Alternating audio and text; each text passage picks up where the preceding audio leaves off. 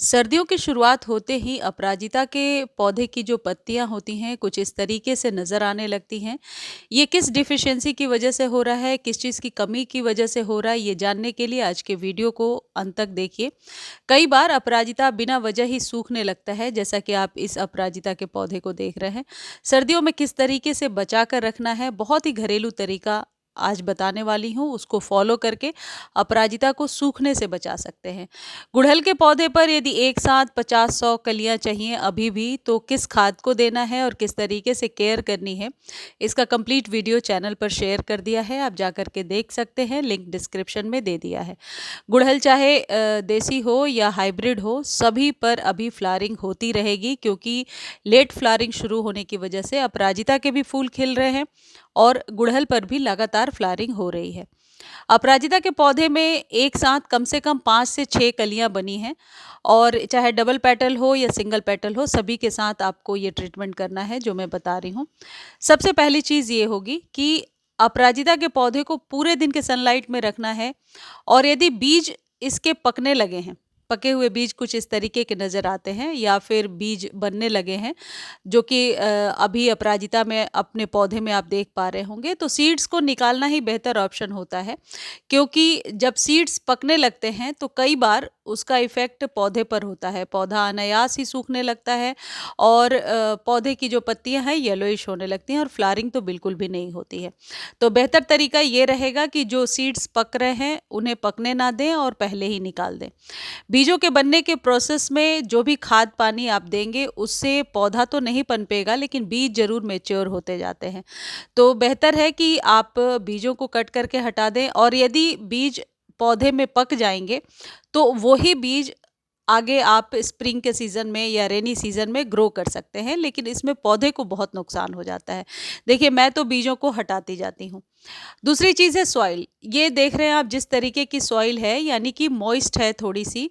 Sandy soil जो होती है वो मॉइस्ट ही रहती है, वो कीचड़ सी कभी भी दलदली सी नहीं होती है। तो सैंडी सॉइल में यदि आपने पौधे को लगाया है तो ऐसी ही सॉइल नज़र आनी चाहिए।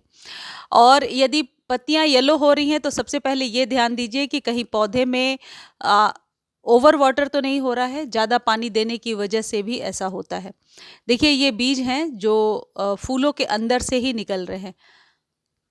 इस तरीके से इसकी फलियां होती हैं, मटर की फलियों के समान, तो इसे हटाना ही बेस्ट ऑप्शन होता है। अब एक इम्पॉर्टेंट टिप ये है, क्या नहीं करना है ये भी जान लीजिए। पहली चीज़ तो ये है कि सीड्स को मैच्योर नहीं करना है। दूसरी चीज़ ये है कि अभी रिपॉटिंग करने का समय नहीं है। सर्दियों में पौधे को रिपॉट करने से आप बचेंगे तो बेहतर होगा। देखिए, और भी सीड्स मैं निकालती गई हूँ, ये वही सारे सीड्स हैं। तो अभी रिपॉट नहीं करना है। और अपराजिता को यदि आप पिंच करना चाहते हैं या थोड़ी सी कटिंग करना चाहते हैं ऊपर से, तो वो किसी भी सीज़न में कर सकते हैं। लेकिन रिपॉटिंग करने के लिए या तो रेनी सीज़न या फिर 2 महीने और रुक जाइए, स्प्रिंग के सीज़न में यानी फ़ैब में बहुत ही बेहतर होता है। रिपॉटिंग करने से पौधा बहुत जल्दी पनपने लगेगा। ये जो चीज़ आप मेरे हाथ में देख रहे हैं, ये है डीएपी। डीएपी एक ज़रूरी खाद है जो अपराजिता में नवंबर में आपको ज़रूर देना है। डीएपी के 10 से 12 दाने आप अपने अपराजिता के पौधे पर दे दीजिए, चाहे पौधा नया हो या पुराना हो। डीएपी देने से अनायास ही आपका पौधा सूखेगा नहीं। और डीएपी इसलिए भी दिया जाता है ताकि जड़ें मजबूत रहती हैं। तो आप ये ना सोचें कि पौधे के डोरमेंसी का टाइम है इसलिए इसे खाद पानी नहीं देना है। हम कोई भी फॉस्फेट युक्त खाद नहीं दे रहे हैं जिससे कि हम डोरमेंसी में फ्लावरिंग के लिए इसे उकसाएं। लेकिन ये जो लश ग्रीन पत्तियां आपको दिख रही हैं, जो कि पौधा सूख चुका था, देखिए ये उसी पौधे की डंडी है जो सारी सूख चुकी थी, लेकिन डीएपी के इस्तेमाल से या फिर और भी जो घरेलू केयर मैं बताती हूँ उसके इस्तेमाल से लश ग्रीन पत्तियां आने लगी हैं।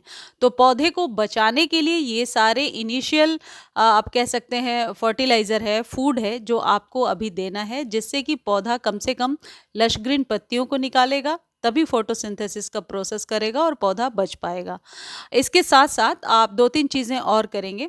चाय पत्ती का इस्तेमाल बहुत ही ज़रूरी है। चाय पत्ती चाहे यूज्ड हो या फ्रेश हो, आधे-आधे चम्मच चाय पत्ती को लेकर के, ये फ्रेश टी लीफ मैं आपको दिखा रही हूँ। आधे-आधे चम्मच आपको अपने सभी पौधे में देने हैं। देखिए ये भी मेरे एक अपराजिता का पौधा है, लेकिन इसमें पत्तियाँ बहुत ही कम हैं, इसलिए पत्तियाँ कम रहेंगी तो पौधे के मरने के चांसेस ज़्यादा होते हैं। तो पत्तियाँ हरी-हरी निकलें, इसके लिए चाय पत्ती का इस्तेमाल ज़रूरी है और आधे-आधे चम्मच ही आपको देना है, ज़्यादा नहीं देना। वीक में 1 बार दे सकते हैं या 10 डेज़ पर रिपीट कर सकते हैं। फ्रेश टी लीफ की जगह पे यदि आप यूज्ड टी लीफ इस्तेमाल कर रहे हैं, यानी चाय बनने के बाद जो चाय पत्ती बच जाती है उसे धोकर सुखा लेना है और 1 चम्मच के अंदाज अपने पौधे में डालना है। 7 दिनों के बाद कभी भी इसे रिपीट कर सकते हैं। चाय पत्ती की लिक्विड बना करके, यानी पानी में 3-4 घंटे घोल दीजिए और फिर छान करके आप स्प्रे भी कर सकते हैं या डायरेक्टली लिक्विड बना करके भी अपने पौधे में डाल सकते हैं। चाय पत्ती की खाद चाहे ड्राई फॉर्म में दीजिए या लिक्विड फॉर्म में, दोनों ही तरीके से बहुत ही ज़्यादा फायदेमंद होगा अपराजिता के लिए। अपराजिता को पूरे दिन के सनलाइट में रखिए, बीच-बीच में मिट्टी की गुड़ाई करते रहिए। अब एक और चीज़ है जिसका इस्तेमाल आपको 20 से 25 दिनों पर या महीने भर में 1 बार करना है और ये है कॉफ़ी। कॉफ़ी तो करीब-करीब सभी के घरों में है, कई लोग बोलेंगे कॉस्टली आती है, इसका इस्तेमाल नहीं करना है, तो ये ऑप्शनल है। ये पोटेशियम से युक्त खाद होता है, सर्दियों में आपके पौधे के लिए एक ज़रूरी खाद है। तो कॉफ़ी आप चाहें तो आधे चम्मच या 1 चुटकी पानी में डाल करके और लिक्विड फॉर्म में अपने पौधे को देते जाइए। आप स्प्रे भी कर सकते हैं। आपको बहुत छोटा स्पून लेना है, 3-4 गमलों के लिए बहुत है। पानी में घोलिए और डाल दीजिए। इससे एक्चुअली जो सॉइल होती है वो बहुत ज़्यादा उपजाऊ हो जाती है। आप एक बार इस्तेमाल करके ज़रूर देखें। तो अपराजिता के पौधे को, क्योंकि ये परमानेंट पौधा है और मैं बार-बार कहती हूँ जितने भी परमानेंट पौधे हैं उन्हें सर्दियों में ऐसे ही ना छोड़ें, खाद पानी ज़रूर दें। धन्यवाद।